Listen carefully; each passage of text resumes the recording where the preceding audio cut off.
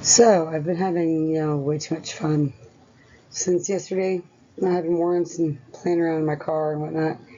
And then today I was up at the tire shop I used to work at getting Betty White's rear tire swapped out. So, I'm a little dirty, I'm a little tired. But, we need to get back to exposing the lies, right? So, this presentation I'm about to make is called The Lies About the Ford F-150's. Tax evasion, misuse of funds provided by Ford Motor Credit to pay sales tax, giving false information to the police, fraudulent renewing plates for a vehicle after trading it in, currently driving with expired and flagged plates after 2.5 years. Damien. Now, here at the top we see Damien's 2011 gray Ford F-150. It's charcoal gray, metallic gray, whatever they call it. Okay. Oh, I'm a scary ghost. Anyway, so he bought that truck in July of 2019. From Blue Springs Ford, because I lived in Blue Springs. He traded it in at Gary Crosley Ford in June of 2023. I believe it was on the 21st or the 22nd. He traded it in for the truck below, which is a silver 2023 Ford F-150 that he purchased in June of 2023. Now, as you can see, the VIN numbers are different, okay? You can see these trucks are very different. The top one, the front grill's different. The tailgate's different. The bed is different. It says 4x4. The new truck says STX 4x4. And it's not a long bed, the new truck. The Lariat, the old truck, the 2011, was a long bed. And you can also see on the front of the truck that the license plate, 3MCB84, same one he's still using fraudulently, that's expired. On his 2011 truck, it was on the left. On the new truck, it's in the center. Okay? So, Damien claims that, which I'm going to show next, so you can see the two VIN numbers, right? Remember this 2955 at the end, okay? Because this is the same VIN number he's been using. And if you look up the VIN report for this VIN, this truck has never been titled since January of 2023 when Gary Crosley got it. So, he still hasn't titled it. Okay? So, moving on. This is the police report he filed claiming that I damaged the 2011 Ford F-150 gray. Okay, this is what Officer Logan Barker, who's the same officer who refused to take my report whenever Travis Skinner threw the rock at my window and with my windshield and almost killed me in December. He refused to take my report or even respond to me further. That's why I filed the internal affairs complaint initially. But you can see the date says 4/7/2024. So, how could, say it wasn't me, but it wasn't. How could anybody possibly damage a 2011 gray Ford F-150 that Damien traded in almost a year before? They can't, because he's a liar. And I have the video body cam footage from Logan Barker. I'm not going to show it because it's kind of boring.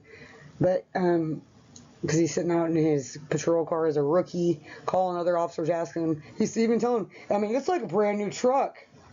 Well, Logan, why would you ride a 2011? What year is it? It's 2025. So I don't think that a 2011 is brand new. Is it? Not even close. So, but Logan Barker writes this report. Never checks the VIN against the plate number. Had he done that, he would realize that that VIN number, if you can see it, 2955 or 2965. Yeah, 29.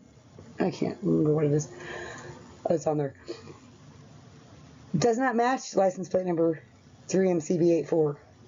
It does, but it doesn't. Well, the VIN on the new truck, which ends in like 3 something, doesn't match that plate because that truck has never been registered. So, how could I or anyone else damage a truck that he doesn't even own? First of all. Second of all, I didn't do this. And I'll show you the next slide.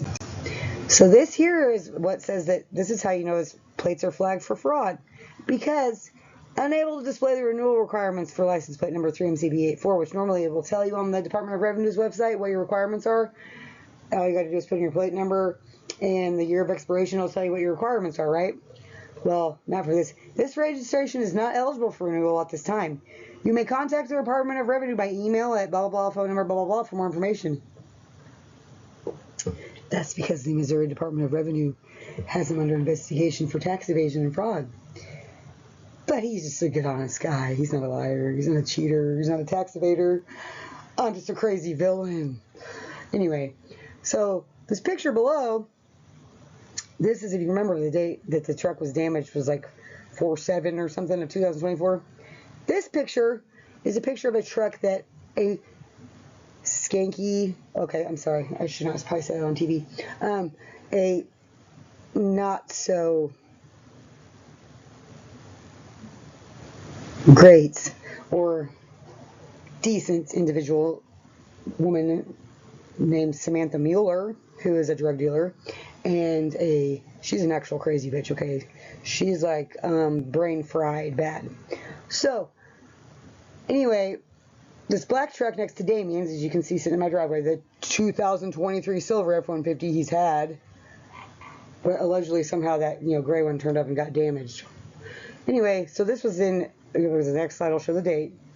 This was a couple weeks before this happened. So, 2 weeks before this, Damien disappeared off to a hotel room one night. Didn't answer his phone. He says he was at the hotel by himself. He wasn't. He was up there with Samantha. And then, being his wishy-washy self, he ghosted her, pissed her off, right? Because this girl had been, like, hiding from me and scared of me and terrified of me for, like, a year and a half before this, okay? Like, changed her phone number, was, like, totally scared, because, people are just intimidated by me, and she's a dumb, shady bitch, and she knew what she was doing was wrong. And so did he. But anyway, so, tell me why after a year and a half of being so intimidated by me, you change your phone number and stuff, bitch, that you are going to show up at my house on a Monday night at midnight and beat on my door because Damien's truck's here? Yeah, with some dude. This was on 3/18/2024, so like 2 weeks before the brick got thrown through his window, okay? That's her and some dude. Like, I don't know if that's her bodyguard or whoever. I don't know who that was. But this girl literally came and beat on my door. And I was like looking at my cameras. I was like, I don't know who that is for sure. So, because you can see as she's walking away, she has her hoodie up, too. So I open the door, and then she turns around, and she says, "It's me, Samantha." And I was like, "Girl, I don't know what you want, but you should have came by like a year ago." I was like, "It's midnight on a Monday. Get out of here. Damien's asleep. What do you want?" And I slammed my door, and I was like, my dogs were barking, So then a few weeks later, because I'll tell you what, so then when he come over after this, he started parking his truck behind the community center, back on the back side of the community center. Because you see, this Samantha girl used to live in Birmingham when she was a kid or younger or whatever. They called her the whore of Birmingham, actually. But she used to live here in Birmingham, where I live. So she knows the town, she knows people here, whatever. So he was trying to be sneaky after this incident because she saw his truck here. I know that's why she came and knocked on my door after, like, because she was mad because he ghosted her after staying in the hotel with her. And then she got pissed off and busted his back windshield out or whatever. And then I get blamed for it, right? So, because why would he park behind the community center after this, trying to hide his truck? I mean, that's just stupid. Like, hello, Captain Obvious, but I'm delusional and logical. It doesn't make any sense.